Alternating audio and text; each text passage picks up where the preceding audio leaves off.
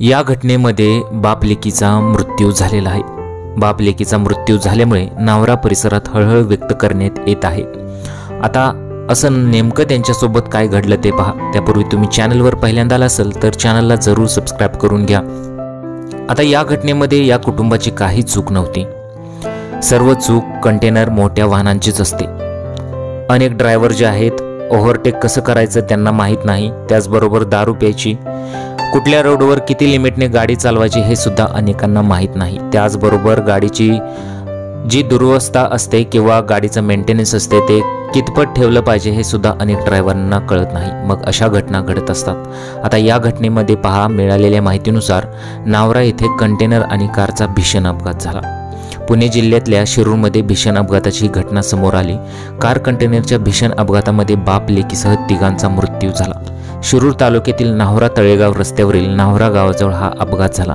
हा अपघात इतका भीषण होता की यामध्ये कारचा अक्षरशः चक्काचूर झाला। या अपघातामध्ये गंभीर जखमी झालेल्या मुलीवर रुग्णालयात उपचार सुरू होते।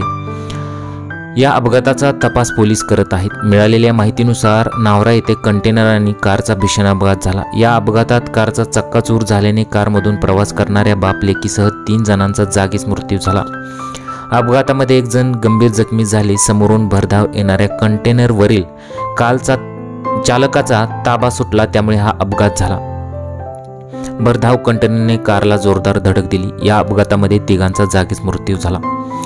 आता असं सांगितलं जात आहे की चालकाचा कंटेनरवरील ताबा सुटला आणि त्यानंतर हे सर्व घडलं, परंतु हा ताबा का सुटला याची सखोल चौकशी कोणच करत नाही।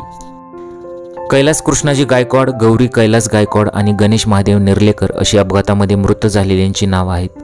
तर कैलास गायकवाड यांची दुसरी मुलगी दुर्गा ही अपघातामध्ये गंभीर जखमी झाली आहे।